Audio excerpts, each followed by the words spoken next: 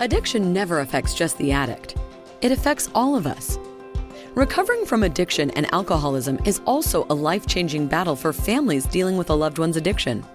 Numerous programs support addicts as they reclaim their lives, while their families face their own challenges without the same guidance. You're listening to Voices in Courage with KL Wells, where we transform the lives of the families and loved ones of addicts and alcoholics from surviving to thriving in the midst of chaos. Tune in as we highlight vulnerable stories of families who have addicted relatives and friends and learn how they have dealt with the challenges of isolation, desperation, and shame. If you are seeking ways to live your best life, then we welcome you into this safe space. Be a part of change today with your host, KL Wells.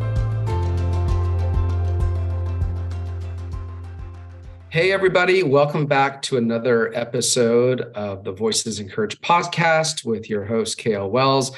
I'm excited to be here today specifically to actually interview KL on a couple of things that are coming up quite a bit and topics around addiction and substance abuse disorder in the workplace, shame, judgment, the narrative, the conversation. And this is part 2 of the one that we had recently. And a couple more things are coming to the surface, and we'll continue to have these topics and we'll go into greater depth as they arise. But the more that we hear back from all of you, please let us know how these topics are resonating, and we'll continue to have those dialogues and those conversations. And today, welcome, KL. Welcome back. How are you doing? Great. Thanks, Tucker. Excellent. Appreciate you. Of course, you too. Let's go ahead and dive right in. This is our part 2 series around shame and judgment and addiction in the workplace. You had a recent, I don't want to say encounter, but a story that you had within your own organization of individuals that you work with around having that shame and potentially that judgmental conversation. Talk about what you went through, but also the innovative solution that's starting to, percolate as it comes about. Go for it. So I am involved with a large corporation, multinational, and I was teed up to make a presentation on thriving in the midst of the chaos of this disease, and originally approved by people. And then when it went higher up, it was too prickly for them and they nixed it. And so because I have enough reach within this corporation, I got approached by a number of the executives, my colleagues, who were like, well, we need information. And so would you be willing to put together an informal presentation for us so at least we're informed? And I said, absolutely. This is my passion project, and it is my work and calling in the world. And so I really firmly believe that in the executive space, this is where the biggest transformation needs to take place. And when you look at the statistics, 1 in 3 families are dealing with substance abuse disorder. 1 in 3 families. It is touching the person to the right or to the left of you as we speak. And then right now, overdose is the number 1 killer of 25 to 44-year-olds. The number 1. And so if we're not having this conversation within corporate America, where the heck are we supposed to have it? Knowing full well that corporate America in the C-suite is full of people that are dealing with, whether it's substance abuse disorder or whether it's other sorts of addictions, whether it's workaholism or shopping or all the things that people distract themselves with, is vibrant and alive in the C-suite. So yeah, that was totally fascinating to me. Describe it. Here I am, being the visual person that I am. I'm literally visualizing you walking into a room and having all these conversations happen and so forth, even though I know it didn't quite happen exactly like that. But give us a little bit of an idea of the kinds of responses you were getting from these individuals that are really becoming more proponents and creating this voice. How did they respond when they found out? Well, they were very disappointed that it wasn't going to be a corporate presentation. And they're telling me their stories, of people that they work with that have addiction, substance abuse disorder themselves. How do I work with that person? How do I hold that person in a space of love and caring? and much less how do I work with potential family members that are dealing with someone that they love that is dealing with substance abuse disorder. And in fact, I have an exec that approached me last week who has an exec that works for him. And very openly, which I appreciate, this person spoke to the exec that I work with and said, my daughter, my adult daughter, is dealing with a fentanyl addiction, and we don't know what to do. And he said, I know who you should be reaching out to. There's a podcast that you could be listening to, Voices Encourage with KL Wells. There is a website that you can go to, voicesencourage.com, and begin to get information and listen to other people that are in your exact situation, are walking in your shoes right now, and begin to figure out, okay, what are you going to pick up from somebody who's walking in your shoes right now as, okay, I can do that. Or I can't do all that, but I can do this, or I can do this, or that makes sense. And so that's why all of this has been born, is for those people who aren't going to go to Al-Anon because they're private people. Yeah. They don't want anybody to know. And so that's 90% of the loved ones are people who are not going to go to Al-Anon. Yeah. It's a number came out recently through Mental Health America, I believe it was. 70% of those addicted are still working full-time. 70%. So clearly, those that are in active addiction, it doesn't just happen from 5 p.m. until 5 a.m. No. Clearly things that are going on throughout the day. And one of the things that I've started to see is even creating, we have sexual harassment training, we have ethics training, we have all of these kinds of trainings in the workplace. There's not one specifically that says, how do we help employees with addiction-related issues in the workplace? And I'm not even talking about the addict themselves. You talk about looking at, if you're spending, I don't know, it's like 38% of your life in an office or in work. Right. Yeah. If you're spending that much time of your life and you're seeing this happen, how do you respond? How do you create the conversations? They're starting to look at, even language. How do you start using different language to be able to start to have those conversations? And more employers, whether it's an employee resource group or it's, through, whatever it might be, they're looking for more training. And I think part of it is there's acceptance right there. If we're actually starting, HR's got the alarm going off. At least that is starting the conversation, because let's face it, if 70% of the workforce or 70% are in the working world, how are those employees creating safe spaces or even for themselves? Right. Well, so there's a couple of things I think about as you say this. One is that's just identifying the people that are dealing with the disorder. Right. True. And I have a story about that. And then there are far more of us who are the loved ones watching our sons, daughters, spouses implode with substance abuse disorder. 1 in 3 is us. Yeah. And so I think about a story. This was back in the 80s when I was in banking, and I was in a very large branch outside in the DC area. And part of that branch had a private banking component to it.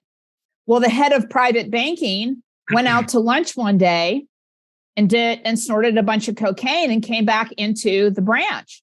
And I'm watching this take place with, I've got 20 some employees that I'm working with. And this is a very vibrant branch, very moneyed people walking in and out of. And I'm watching this guy and I'm like, uh-oh, okay, we have a problem here.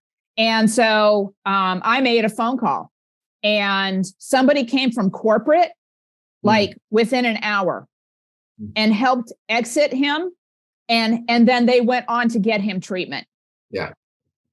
And what I liked about what you just said, KL, was you made a tough call. Yes.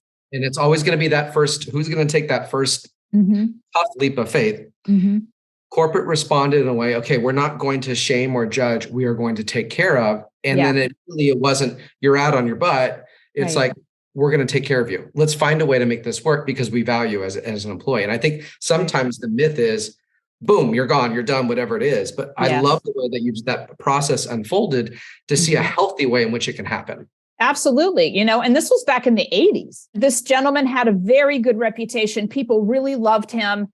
And he had been in the bank for a long time. And so I ended up going to lunch with the VP for HR after that particular instance. And she had known him for decades.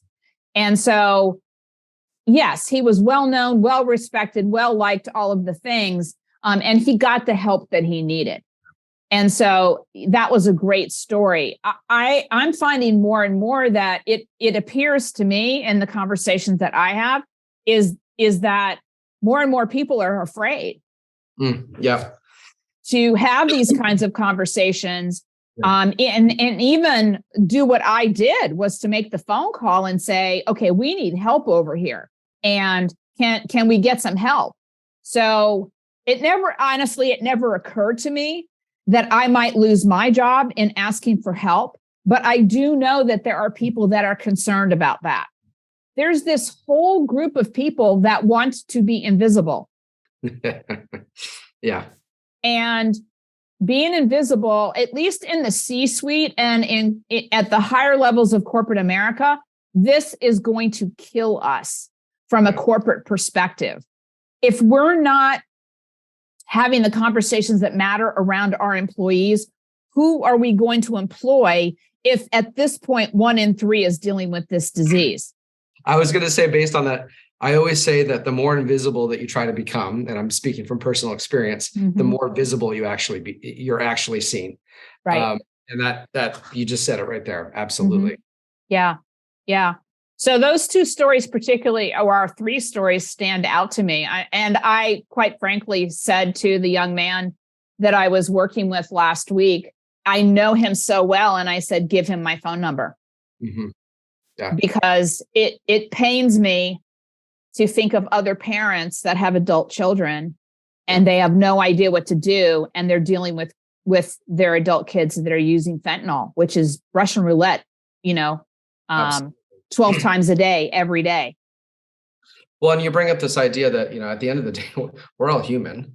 And, sometimes, unfortunately, the way corporate America is structured is, we take the social constructs out of a lot of things. And, there's certain rules or whatever it is.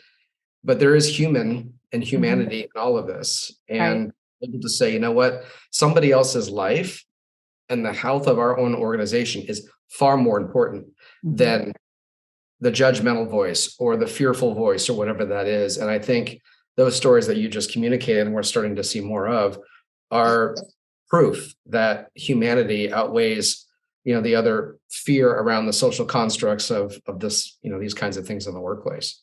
Absolutely. I mean, as many C-suites as I work with, there's not a one of them that doesn't have somebody that's dealing with substance abuse disorder. Yeah. And then, so let's just say out of a group of, 6 C-suite executives, 2 of them will either be dealing with the disease themselves or have a family member that they're dealing with. Right. How can we just let that go? Right. I don't know how you can have 6 execs and not care about each other, honestly. That's just the numbers that we're given right now. I think the numbers are higher.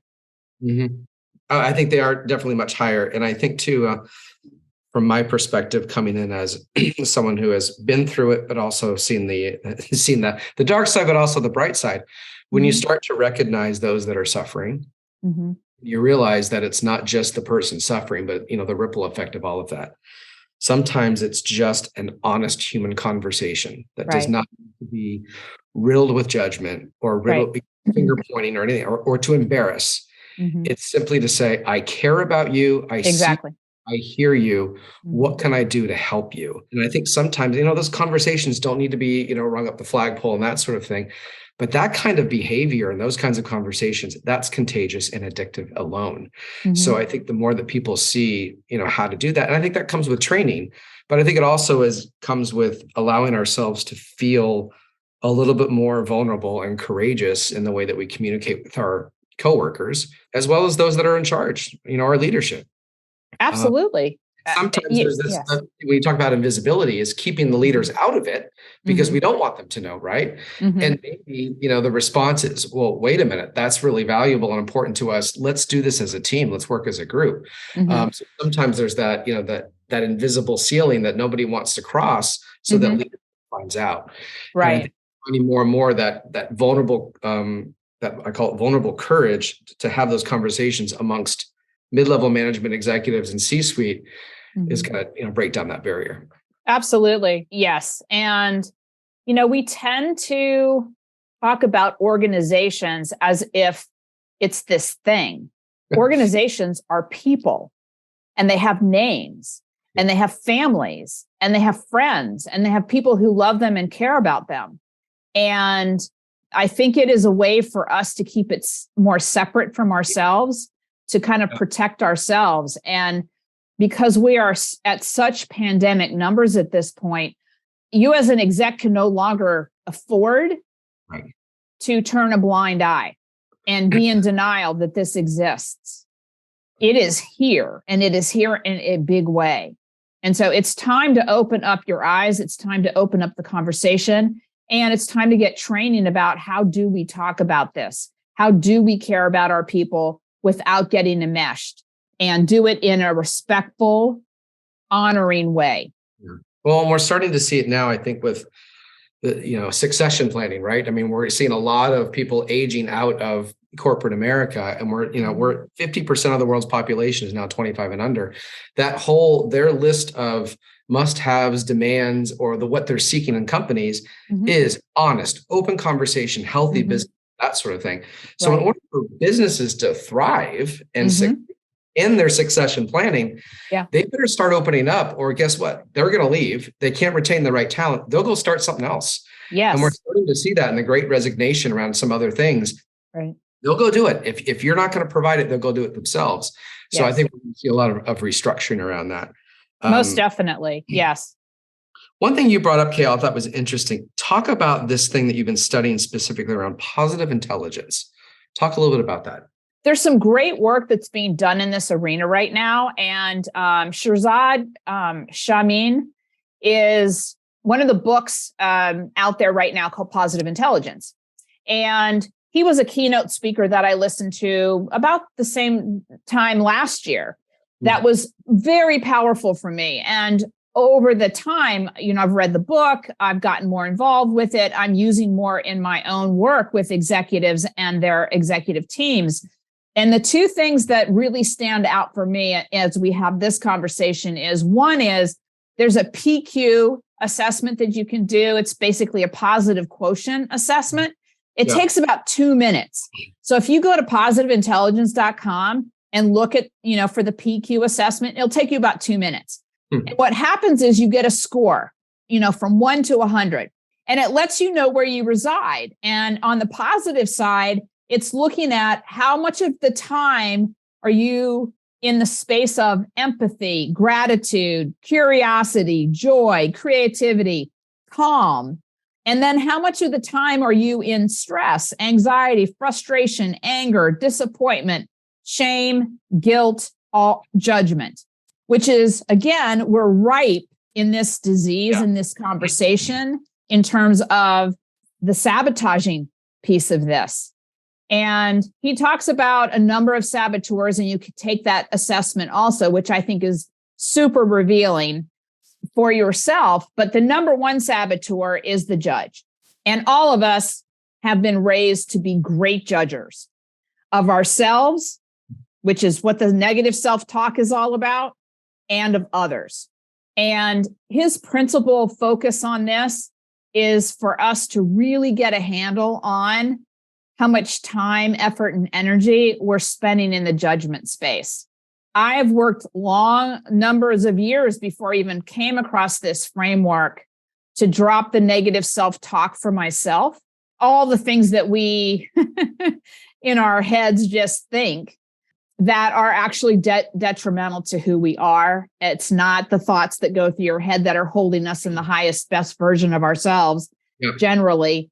And so just, I think on the front end is being aware that you can, in fact, change that and shift that in a more powerful way and shift yourself into personally a more joyful, curious, empathetic, grateful, creative, and calm space, which for some of our listeners marries up with the neocortex on the top of our head in terms of brain science.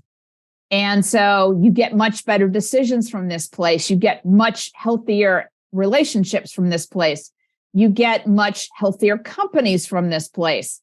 And so then the opposite side relative to the saboteurs is if you're in stress or anxiety, frustration, anger, shame, guilt, judgment, disappointment, you're in the brainstem, which you don't get good decisions out of that space.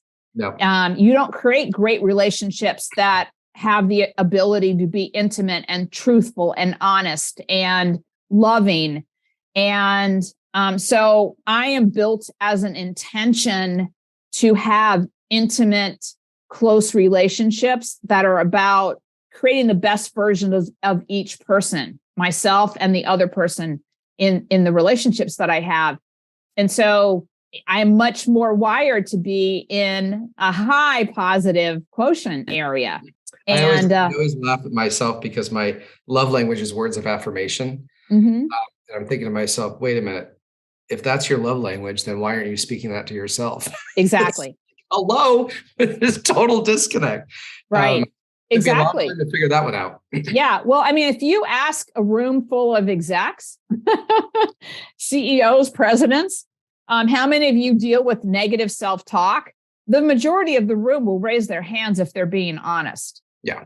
And so what I'm here to say is this gives you a snapshot of where you're actually standing right now. And then you can go about the work of shifting it. Yeah, I think it's important to know exactly where you're at, because if you're always future tripping or looking backwards, it's not a true assessment of where you need to go. And I think that's really great. I'm going to go do that right after this podcast. Great. Anything else that's coming to mind, KL, and we'll wrap it up pretty soon, but anything else that's coming to mind specifically in this space that you would like to communicate, or a charge for people out there in terms of what they can be doing to change dialogue? What comes to mind when I say that? I think one of the messages that we consistently deliver and is so important for everybody who's listening to this podcast is that just because you're feeling hopeless right now or helpless or desperate, this is not a space that you were destined to stay in. And that there are absolutely things that you can do to rise up from that space into a more positive, creative, hopeful, curious, empathetic place, which actually will serve the person that you love the most that's dealing with substance abuse disorder at the highest level possible. This is when I say to people, you are in agency of how you think about this, and how you think about this is how you behave and how you act. Yeah. And I'm not saying that this is necessarily like it's going to turn around tomorrow, but I am going to say that when you are aware of the thoughts that are going through your head around your loved one, you can change them. And you can, in fact, move from crisis to surviving, to struggling, to thriving. And we're now at a place in our household where we are absolutely grounded foundationally in holding my son in a place of unfolding, and that this is his journey. I just want to capstone that with saying we're loving him despite his suffering. Mm-hmm. And anybody who has suffered before knows that being held in love while you're in the midst of your suffering is the thing that you most need. Yeah. I think one thing that you mentioned too is, I love that you said that it doesn't have to stay here. Mm-hmm. My wife and I had many conversations around this too. And for me, the turning point was when she decided to stop giving in to the situation and take herself out of it. Mm-hmm. And when she did that, the sirens went off for me. Mm-hmm. And there are ways, as you said, to be held and hold that space. But there's a difference between giving into the situation and taking yourself out of it. And that's a very loving thing to do. But at the time, it doesn't feel very loving at all. And I think that goes for anyone that's going through something like this. So yeah, we're asking people to step back from the notion that you can control this and you can fix it. Don't fix it. Well, I mean, that kind of is the insanity of being the loved one. Is a lot of us think that we have people around us that think that, and so we haven't heard a different way of thinking about this or holding this, and we're here to say that this is out of your control, and you absolutely cannot fix this. Yeah. You can love somebody in the midst of their disease. Yeah. And that's the space that we want to hold. And that's the space that we want to hold in the executive arena also. Absolutely. This has been another great conversation. And I'm sure we will continue to have these conversations around shame, judgment, addiction in the workplace. And please keep us in the loop on how your conversations with that organization continue, despite the top-down pushback. We'll be curious on the flip side of this, how that comes together. But as always, please share this podcast with anyone that you know. As KL said, 1 out of 3. That means KL, myself, and you listening, there's something there. So make sure that you share. If you have any comments, questions, anything, please let us know. Go to our website, sign up on our email list. You'll get incredible content to help you along this journey. Yes. Well, some very caring people that aren't trying to fix it, but we're giving you the right direction and the pathway and the navigation to get where you need to go to thrive in the midst of chaos. So, KL, thank you again for your insights. It's great to see you and talk with you. Any parting Thank you, Tucker. There is hope. Yeah. And you are never alone. There is hope and you are never alone. Please, please, please remember that. Thank you, KL. Until next time. Thanks, Tucker. Podcast. Take care. All right. Thank you, Tucker. Sure. Bye-bye. Thank you for joining us in this episode. We hope this discussion gives you the empowerment you need during these challenging times. Remember, there is always light after darkness. For more inspiring conversations like this one, subscribe to the show at voicesencourage.com/podcast. We encourage you to share with your friends and family going through similar situations so we can continue to build a strong community of hope and possibility. Start your life-changing journey today. Join our community at voicesencourage.com.